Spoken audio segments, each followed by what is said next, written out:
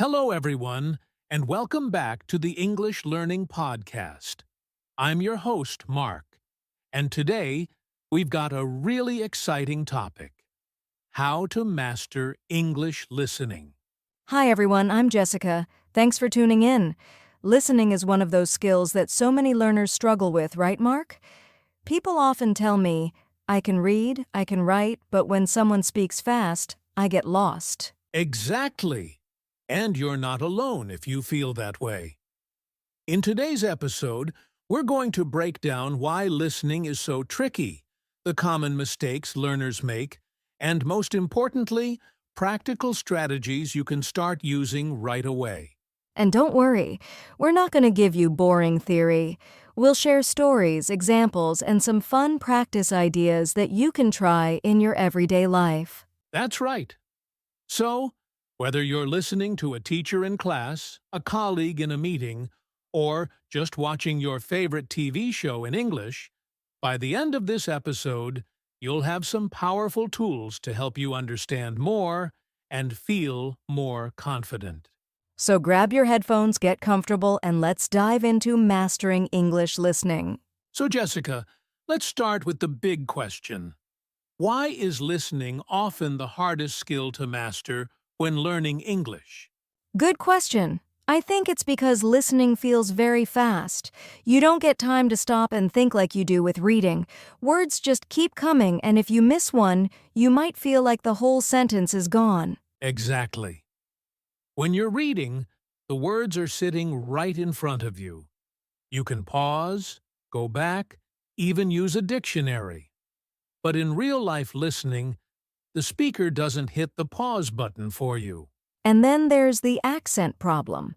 English isn't just one accent. There's American English, British English, Australian English, Indian English, and even inside one country, people sound different.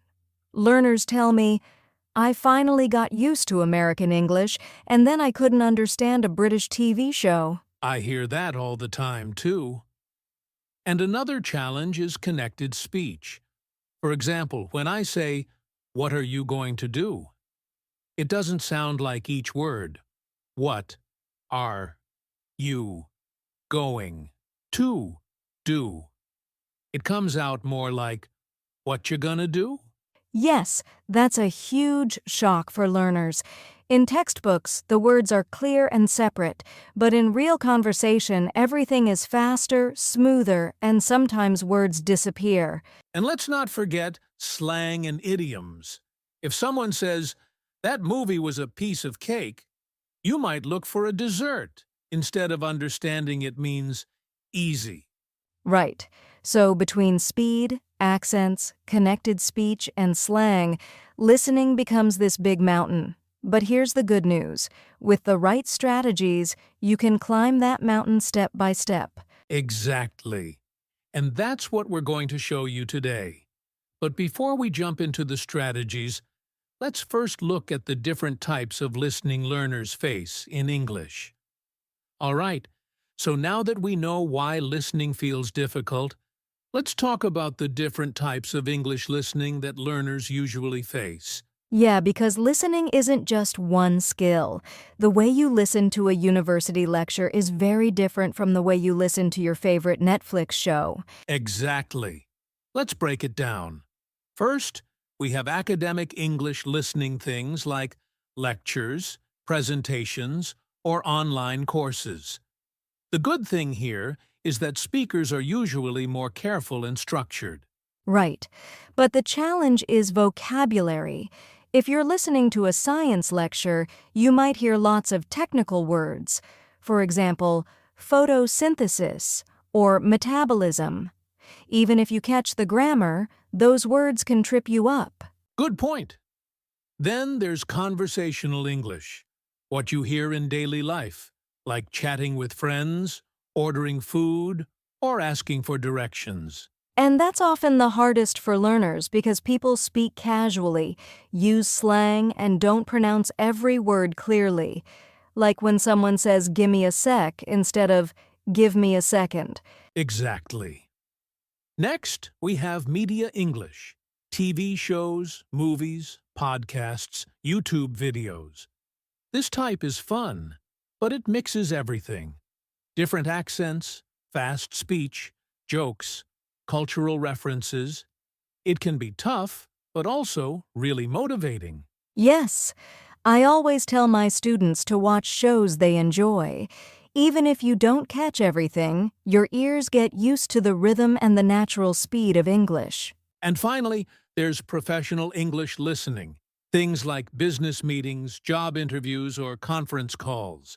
Oh, yes, and the challenge here is usually clarity and formality. People use polite phrases, business terms, and sometimes they speak very quickly because of time pressure. So, to sum up, academic, conversational, media, and professional English. Each has its own style and challenge. And if you can practice across these four, you'll become a much stronger listener overall.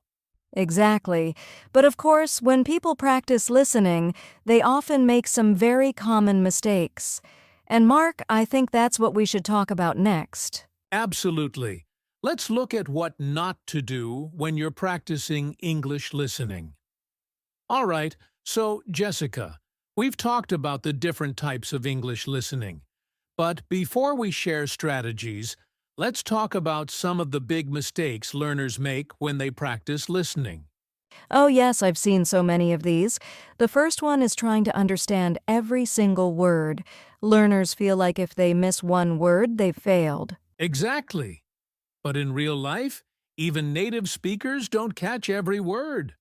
We often rely on context. For example, if someone says, "Yesterday I blah blah supermarket," you can guess they went to the supermarket, even if you missed the verb. That's a great point.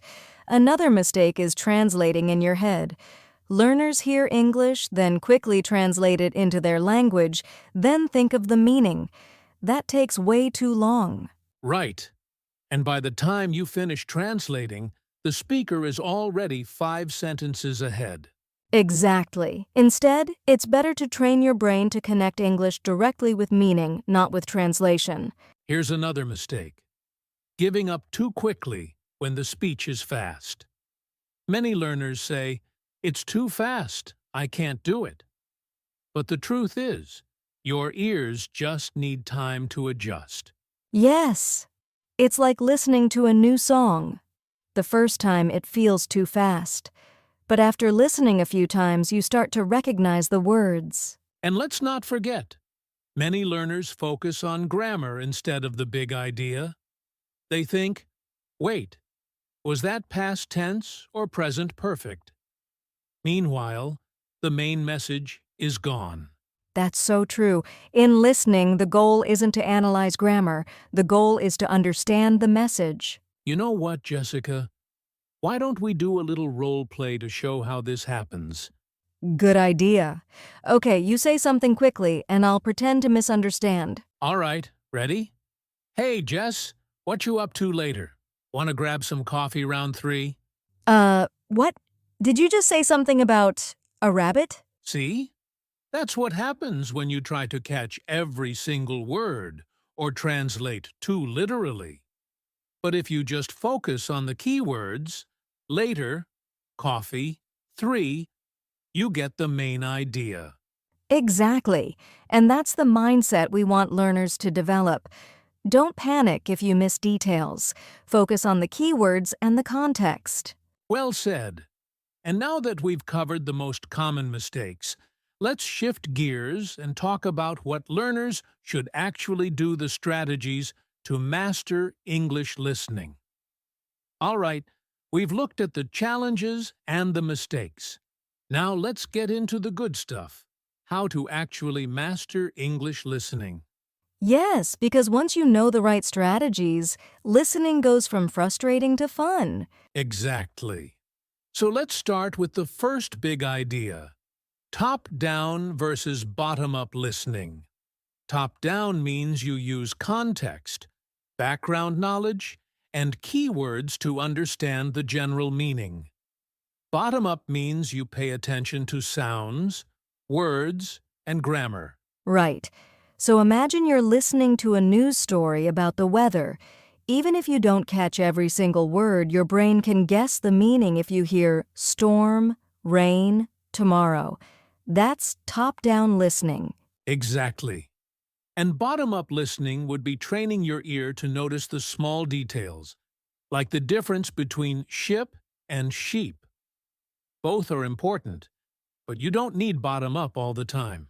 Another great strategy is to focus on keywords, not every word. Like earlier, when you misunderstood my coffee at 3 example.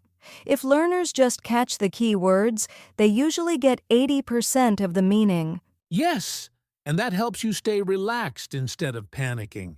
Here's another one using subtitles effectively. People often watch movies with subtitles in their own language, but that's passive. If you switch to English subtitles, you can match the sounds with the written words. Exactly. But the trick is, don't rely on subtitles forever. Use them as training wheels, then gradually take them off. I also love the shadowing technique. You listen to a short clip and try to repeat immediately, almost like an echo. It trains your ear and your mouth at the same time. Yes, shadowing is powerful. It's like singing along with your favorite song. You pick up rhythm, pronunciation, and intonation naturally. And let's not forget active versus passive listening.